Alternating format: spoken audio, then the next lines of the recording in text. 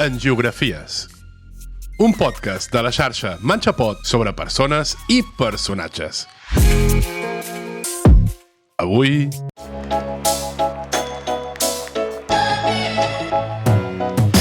Pàgina 1. Tino Casal.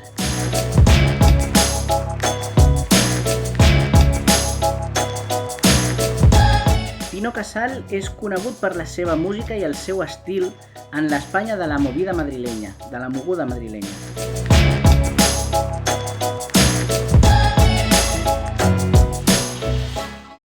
En Geografies. Abans de seguir, una mica de suport al podcasting independent.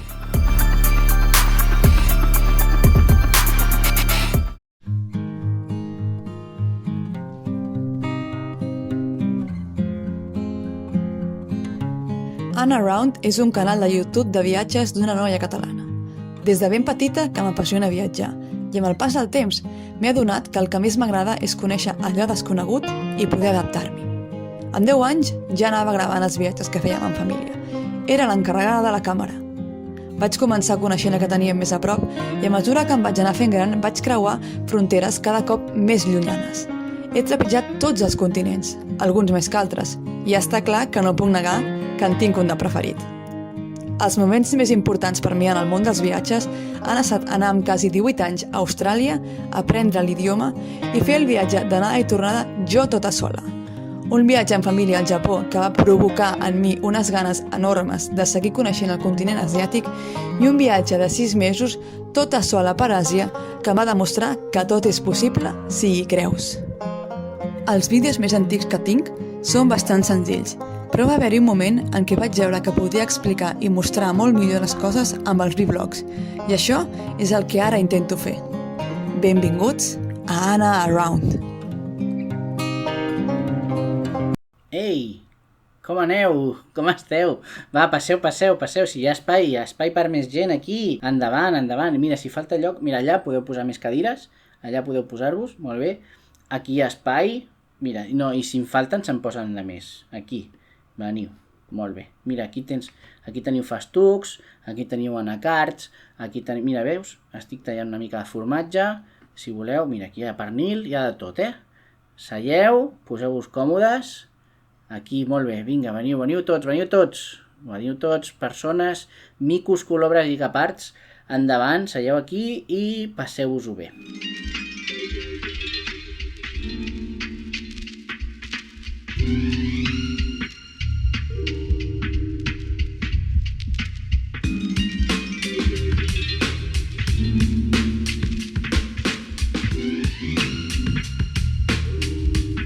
Una mica de context sobre el Tino Casal és que va néixer a Tudela de Beguín, a la conca minera del Nalón, a Astúries, l'11 de febrer de 1950. Segons l'horòscop occidental és Capricorn i segons l'horòscop xinès és Tigre. I què significa això? Tot això ho explico en un episodi de Guaita, un podcast de coneixement i entreteniment que també està en el flux del podcast Explica'm Tresor. El seu context familiar és que va néixer en un entorn obrer, però era de família conservadora. Tot i així, val a dir que les fonts en les que ens podem basar són més aviat confoses, contradictòries i potser inversemblants, perquè ell el que intentava era crear un personatge. El que sabem és que va estar a l'Escola d'Arts i Oficis d'Oviedo, on va formar part del grup Los Zafiros Negros, els Safirs Negres.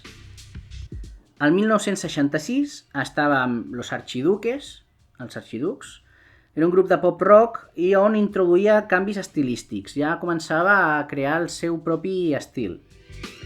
Sabem també que entre començaments de 1970, amb uns 20 anys, i mitjans de 1980, va començar una relació amb la Pepa Ojanguren. De tota manera, d'aquesta relació hi ha força silenci i força foscor en aquesta part de la biografia. Foscor suposo que vols dir quan es deia la foscor de l'edat mitjana, no? Que no és que fos fosc, que no és que estiguessin tot el dia en una cova amagats, sinó que no hi ha informació, no hi ha coneixement d'això. Exactament, això és el que volia dir en foscor, que no hi ha tant de coneixement, que no està tan descrit. Sabem que va passar temps a Londres amb ella i tot, però és una mica com el Crims de Carles Porta. No, és una foscor on no hi ha llum. Es trasllada a Madrid i sabem que fa viatges sovint a Londres durant aquest temps. Signarà un contracte amb la Philips Polygram fent de cantant melòdic, es presenta al Benidorm Fest, al Festival de Benidorm, que era un festival molt reputat i encara avui ho és, i on sí que és veritat que demostra una certa frustració, suposo que per l'estil de la música i tot això. Tanmateix, alhora que composa, produeix i dissenya també per altres grups com Los Salvajes, Obús, Pato de Goma, Goma de Mascar, Tacones, Tebeo o Vídeo. Al llarg dels anys 1980, el seu productor és el Juan Ruiz, que és un productor molt conegut, que encara avui està en actiu d'alguna manera, que té un web de música que manté i que pots trobar... Sí, Julián Ruiz, @Julián_Ruiz. Exacte, aquest mateix. I on comença a mostrar un estil de glam rock anglès. Un estil ja més amb aquestes influències del glam rock. A Espanya té mitjans força escassos. És el que ha passat moltes vegades amb moltes disciplines. També val a dir que no tot el que es fa a Espanya és pitjor, que ha millorat moltíssim en molts aspectes, però ha passat algunes vegades, i encara avui dia passa, que per a segons quines disciplines o per a segons quins projectes els mitjans són escassos. Tot i així, fa la seva pròpia experimentació, que moltes vegades la falta de mitjans anima a experimentar, a portar més creativitat, a donar més idees. Es fa la seva pròpia promoció, promociona moltíssim en diversos escenaris, en discoteques, en clubs. És com fan molts músics que no tenen aquesta promoció institucional de les empreses, de les companyies, doncs s'ho fan ells mateixos, van picant pedra dia a dia, fent-se veure, trobant-se en escenaris, en llocs d'actuació públics, i que el boca a boca faci que s'escampi una mica la paraula, no? La veritat és que el seu aspecte, que és autodissenyat, que és una idea pròpia seva, eclipsa una mica, opaca una mica la producció musical. Ell mateix produeix i treballa moltíssim el tema de la moda, el tema de disseny gràfic, la pròpia escenografia. Tot estava molt estudiat i molt treballat perquè funcionés.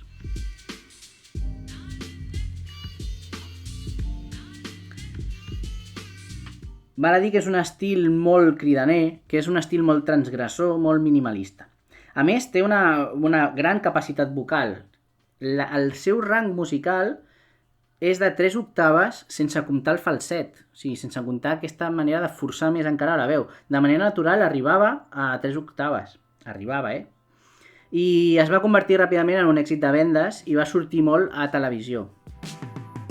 Cal fer un apunt una mica del context històric on tot això es desenvolupava. I és que a Espanya, tant a televisió com en alguns àmbits, especialment a Madrid, en algunes ciutats més, hi havia la movida, aquesta moguda cultural que era una mena de resposta. Era un moviment cultural que fos més o menys espontani, era un moviment cultural on es volia tombar la truita, es volia capgirar tot el que havia sigut la dictadura feixista de la que sortia Espanya, aparentment, de la que sortia fins a aquell moment. En els últims anys de la dictadura havien sigut una mica més relaxats, però sí que és veritat que en general l'aspecte, la manera de comportar-se, la música, la manera de ser, sempre havia estat molt influïda per allò que estava més ben vist en aquells moments de dictadura, que era més conservadora, més uniforme, homogènia. Hi havia una manera de vestir-se que estava ben vista i una que no, i moltes que no, moltíssimes que no. La manera de pentinar-se era tot molt, molt més encursetat. Els últims anys de la dictadura, com dic, havien sigut una mica més relaxats, però tot i així, quan arriba la moguda aquesta, la movida de Madrid, i en altres llocs també va tenir lloc, tot passa a l'extrem contrari. la roba cridanera, un estil més punk, més grunge, moltes influències de l'estranger, però també moltes creativitats noves, el maquillatge, els pentinats, roba trencada, roba de diferents colors, coses que estan barrejades, maneres de comportar-se, formes de pronunciar, tot jugant així una mica amb el tema del queer de la pell, però el queer també del concepte de desdibuixar els límits del gènere, de la manera d'expressar-se, de l'expressió de gènere. Era un moment de molta creativitat i d'un ambient cultural en uns àmbits molt limitats, molt concrets, on hi havia com aquesta explosió de creativitat, no? L'any 1985 va tenir un accident laboral i va estar retirat d'això mentre es recuperava des de 1985 fins a 1987. És un temps durant el qual, segons on busquis aquesta informació, queda més clar o no, sembla ser que va estar força ignorat per la premsa i per la crítica. Va desaparèixer força de l'escenari, de l'escena, del punt de mira. L'any 1988, en aquest cas tindria uns 38 anys, inicia Caos, que és un moviment artístic juntament amb el Fabio De Miguel, conegut com a Fani, o Fabio McNamara, que és un artista contracultural de la movida, també conegut pel Pedro Almodóvar. Pedro Almodóvar, que és el director de cinema, manxec universal, feia una parella artística, que almenys que sabem artística, amb Fabio McNamara, que Fabio era Almodóvar i McNamara, que també formava part d'aquest moviment, que era Caos, i juntament amb Antonio Villatoro. I molta més gent que estava participant en tot això. Exposaven i treballaven en un espai anomenat Tate Tate, o Tate Tate, no ho sé perquè només ho he vist escrit, que estava a Madrid, que ell dirigia i on exposava conjuntament. L'any 1991 va iniciar una exposició, va posar en marxa una exposició anomenada Pintures de Guerra a la sala d'art de Moncloa, a Madrid també, perquè no només composava i dissenyava roba i l'escenografia i disseny gràfic, sinó que també pintava una pintura, un tipus de pintura que era d'un expressionisme abstracte i psicodèlic i també kitsch. I també feia escultura, però l'escultura no era abstracta, era figurativa i amb influències catòliques i tribals, que jo quan vaig llegir això em vaig recordar de les imatges de les processons de Setmana Santa. El dia 22 de novembre de 1991, d'aquest mateix any, 1991, que és el dia que segons el calendari catòlic és el dia de Santa Cecília, que segons els catòlics és la patrona dels músics, Tino Casal va morir en un accident automobilístic a Aravaca, a Madrid. És una figura, la figura de Tino Casal, que ha tingut molta repercussió, que encara avui dia, no tant la seva estètica, que també, que va ser bastant referent i bastant cridanera, però sí que molt la seva música, encara avui dia se senten en diferents festes, en diferents ambients, i que ha tingut una sèrie d'homenatges al llarg de la història. L'any 1993, l'Ajuntament d'Oviedo va començar una exposició titulada Ut Música Pintura, on es posaven obres pròpies del Tino Casal i d'altres amics i artistes afins a ell.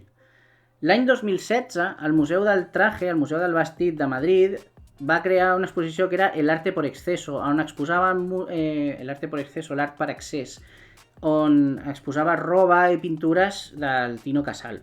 I el 2017, al Teatre Campo Amor d'Oviedo es va representar Casal Sinfónico Trono Vacío, Casal Sinfònic Tro Buit, amb l'Orquestra Filharmònica d'Oviedo.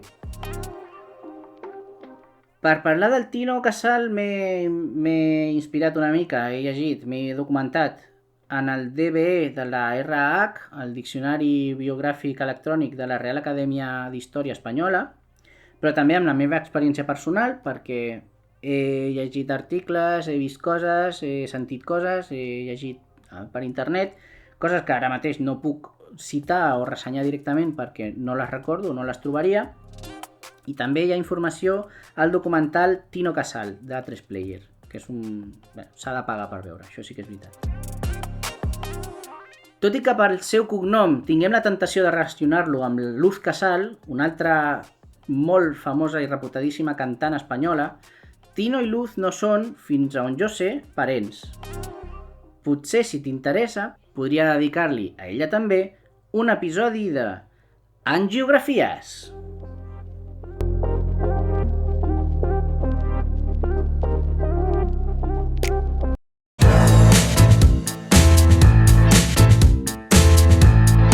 Bé, i ara digues, què n'opines d'aquesta angiografia?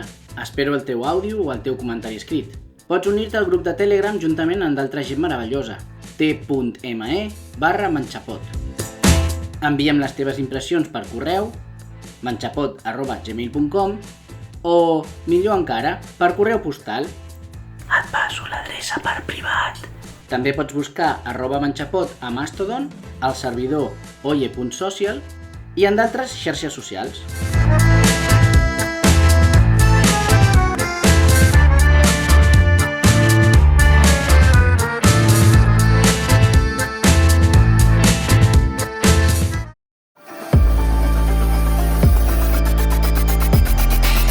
Abans de marxar, una mica de suport al podcasting independent.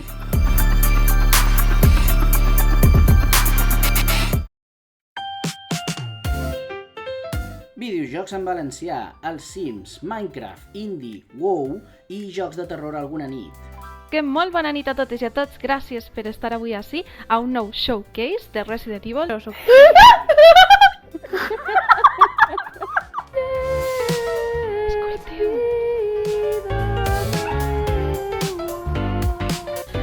Tenim molts de rumors, moltes esperes, com no sé quin joc ens agrada a nosaltres. Far Cry! Aquest fum roig. Que he perdut 20 minuts de joc! Ai, va! Segueix a Simmer Valenciana a Twitch, YouTube, TikTok i a les xarxes socials.